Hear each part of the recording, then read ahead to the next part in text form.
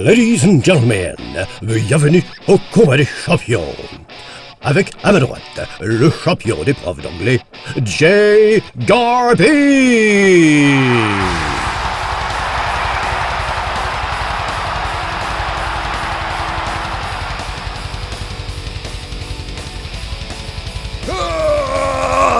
Et de l'autre côté, le champion intergalactique qui a traversé l'univers pour tenter de sauver notre planète, j'ai nommé Jojo.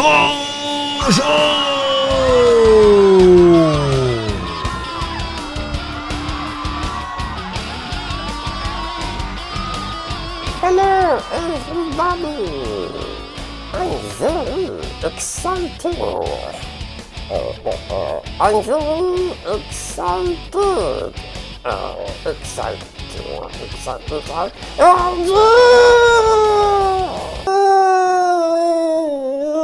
Qu'est-ce qui t'arrive, mon Jojo? T'as fait un vilain cauchemar? Oui, teacher, c'est quoi la différence entre ED et ING? C'est ça ton cauchemar? Eh ben, tu sais quoi? On va le transformer en joli rêve, méthode Garby.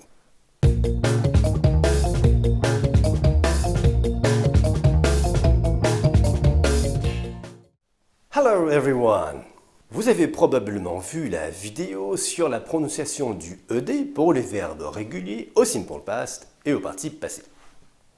Et vous voilà pris entre deux adjectifs, celui en ED et celui en ING. Un peu comme Jojo dans son rêve. Un cauchemar. Oui, c'est un cauchemar aussi, Jojo, pour ceux qui entendent des erreurs très classiques d'ailleurs, comme I am very interesting, I am exciting, ou encore I am shocking. Yes, your English is shocking. C'est quoi le truc, teacher? Eh ben, le truc, en dehors de savoir ce que chaque suffixe veut dire, ce que nous allons rapidement voir dans cette vidéo, c'est le même truc récurrent qui est expliqué dans la vidéo là. Hein? Bah oui. Mais avant ça, regardons chaque suffixe que l'on ajoute à un verbe le plus souvent pour en faire un adjectif, et nous allons jouer sur les émotions. Oh non, Bah pourquoi? j'ai la fausse. De bonnes émotions. Je joue de bonnes émotions, et même pour les meilleurs d'entre vous, du bien-être physique pour ressentir les nuances de l'anglais avec un peu d'activité physique.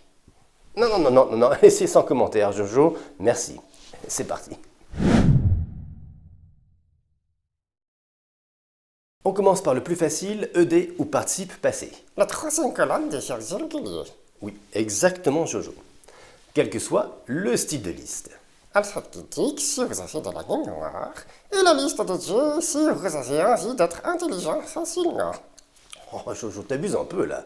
La liste méthode Garby développe l'observation, elle fait gagner du temps et de l'énergie, mais il y a encore des gens qui préfèrent apprendre par cœur et mémoriser, juste mémoriser encore et encore, parce que ça les fatigue moins que d'essayer de comprendre. Ouais, bon, en tout cas, le ED participe passé donc, sert à exprimer l'état émotionnel dans lequel on est et qui est provoqué par quelque chose. Hein? Oui, par exemple, Jojo, toi, les verbes irréguliers par ordre alphabétique, qu'est-ce que ça provoque chez toi? Ça me casse. Non mais je veux dire, tu te sens comment quand tu dois apprendre un truc par cœur? Tu te sens comment au niveau émotionnel? Frustré. Voilà, donc tu dirais I am frustrated. Tid. Oui, parce que c'est l'émotion ou l'état provoqué. Ah oui, quand on a vu la série là, la maison dans les champs. Oui, la petite maison dans la prairie. Ah oui, I was bored.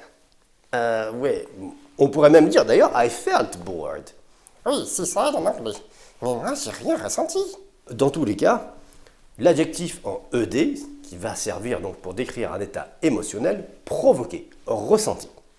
Comme dans I am frustrated, I am bored. Ou encore dans l'exemple qui vous attend le plus parlant et que nous allons vous faire ressentir dans la partie pratique un peu plus loin dans cette vidéo. Et sans oublier également que l'adjectif en ED, c'est le participe passé, celui qui sert dans la voix passive, biconjugué plus participe passé, pour décrire ce que le sujet subit. Le sujet grammatical fait l'objet de l'action du verbe, un peu comme dans It's broken. Alors qu'avec ING,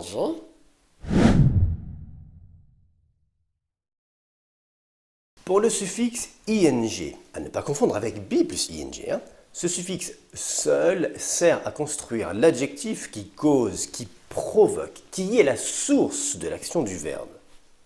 Oui, alors par exemple, toi quand tu regardes La petite maison dans la prairie, on a vu que tu pouvais très bien dire I am bored. Yes. Parce que c'est ce que tu ressens. Mais tu pourrais aussi dire This is boring. Ah, donc ing c'est le processus en action et ed c'est le résultat ressenti. Exactement. Et il ne faut pas les confondre, sous peine qu'on se moque de nous. The list by alphabetical order is Frustrating. It makes you feel Frustrated. I am not frustrating. ouais, non. Enfin, selon les situations, quand même, quelquefois, tu peux être frustrating. Oh yes, when I frustrate you, I am frustrating. And you feel frustrated. Yes. Mais je te rassure, la plupart du temps, you are entertaining. Allez, on mixe des exemples avant de faire du physique? Yes. C'est parti.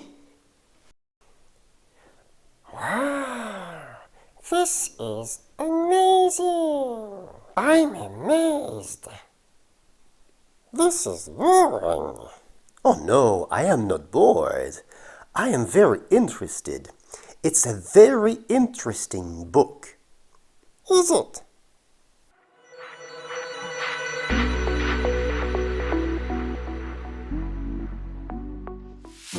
Listen to this relaxing music, and you feel relaxed.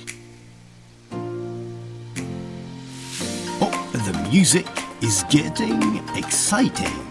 Listen to this exciting music. Listen to this exciting music, and you feel excited. Excited.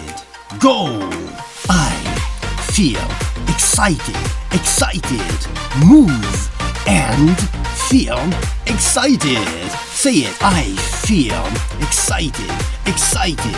I feel excited. Excited. Oh, listen to this relaxing music again. And you feel relaxed. Listen to this exciting music again. Listen to this exciting music, and you feel more and more excited. Excited. Move and feel excited. I feel excited. Excited. Move. I feel excited. Excited. I feel. Yes, go, go, go, go, go, go. Yeah, yes. Excited. Excited. I feel excited. How do you feel now? Relaxed or excited? Tell us in the comments below.